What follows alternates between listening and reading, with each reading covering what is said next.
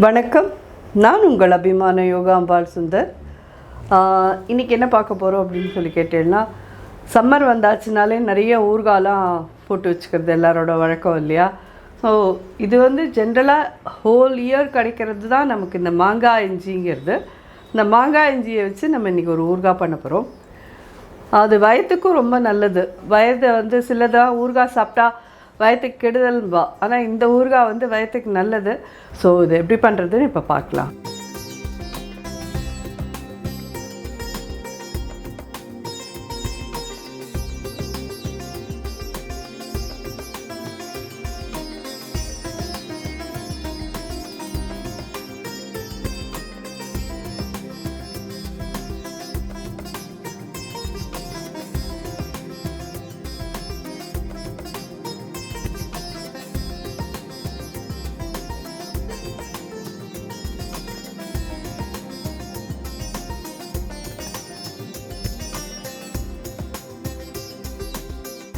So first வெந்தயம் வறுத்துக்கலாம்.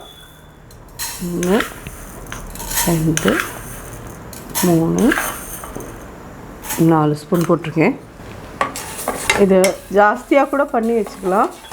நல்ல கோல்டன் ப்ரௌன் வர வரைக்கும் கருப்பாகிடக்கூடாது, ஆனால் நல்லா கலர் மாறணும். நல்லா வறுப்பட்டாச்சு.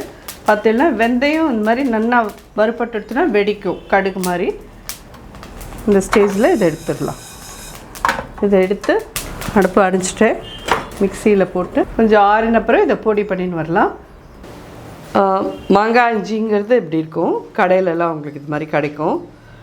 இந்த மாங்காய் இஞ்சி நீங்கள் வந்துட்டு ஜஸ்ட்டு இந்த மாதிரி இது பண்ணிவிட்டு ஃபுல்லாக இதோட தோலியெல்லாம் பீல் பண்ணிவிடுங்க. பீலரை வச்சுட்டு ஸ்மெல் பண்ணி பாருங்க. இந்த இஞ்சி வந்து மாங்காய் வாசனை அடிக்கும். பார்க்குறதுக்கு இஞ்சி மாதிரி இருக்கும், ஆனால் டேஸ்ட் வந்து பார்த்தீங்கன்னா இஞ்சி மாதிரி காரம் இல்லாமல் இருக்காது, மாங்காய் மாதிரி புளிப்பும் இருக்காது. ஸ்மெல் மட்டும் இது வந்து நல்லா மாங்காய் வாசனையாக இருக்கும். இது வந்து ரொம்ப ரொம்ப ஜோராக இருக்கும்.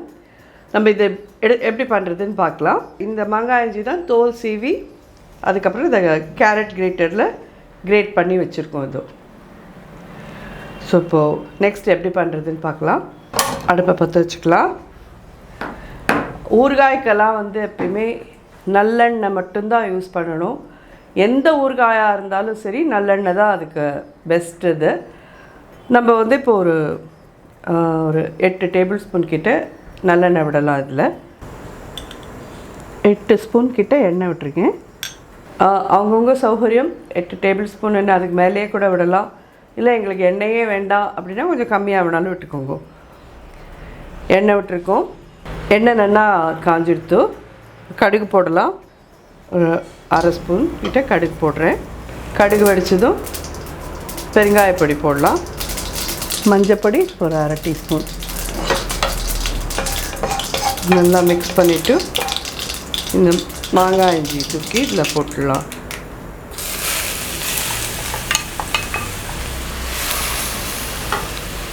இது கொஞ்சம் நல்லா எண்ணெயில் நல்லா வதங்கட்டும். ஸோ இதுக்கு தேவையான அளவு காரப்பொடியும் போட்டுக்கலாம். உங்களுக்கு காரம்லாம் உங்களுக்கு எவ்வளோ வேணுமோ அவ்வளோ பார்த்து போட்டுக்கோங்க.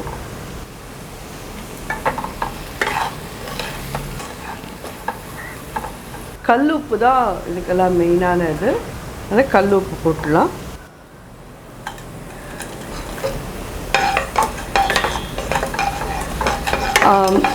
இது ஜஸ்ட் இப்போ கொஞ்ச நேரம் எண்ணெயில் இதை வதக்குறோம். ஆனால் இதில் வந்துட்டு நம்ம புளி கரைச்சி விடணும்.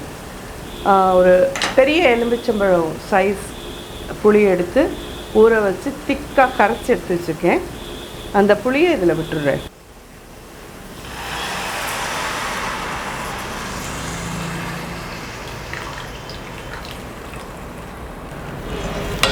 ஸோ இந்த புளியோடு சேர்ந்து இது நல்லா கொதித்து நல்லா சுருளாக, உங்களுக்கே தெரியும் தொக்குன்னா என்ன ஸ்டைலில் இருக்கும்னு, அது வரைக்கும் அது கொதிக்கணும். இந்த சமயத்தில் நான் இந்த மாங்காய் இஞ்சி பற்றி உங்களுக்கு சொல்லணும். மாங்காய் இஞ்சி வந்து வயிற்றுக்கு ரொம்ப ரொம்ப நல்லது.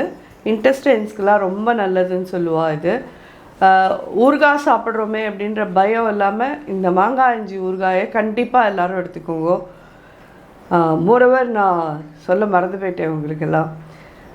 யார் வீட்டிலலாம் நிறைய விதவிதமாக ஊறுகாய் இருக்கோ வீட்டுக்கெலாம் குபேரன் வருவாராம். ஏன்னா குபேரனுக்கு வந்து ஊறுகாய்னா ரொம்ப பிடிக்கும் அப்படின்னு சொல்லுவாள்.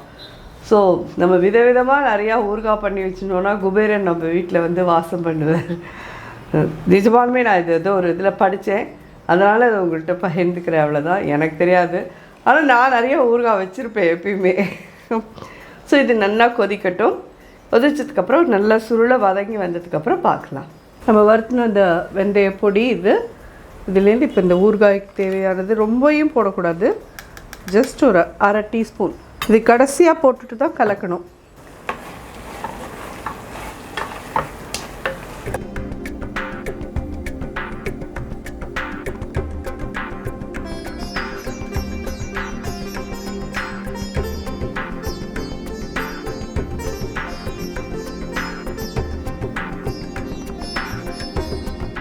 இந்த டிஷ் இப்போது பண்ணி முடிச்சாச்சு. மாங்காய் இஞ்சி ஊறுகாய் ரெடி ஆகிடுது.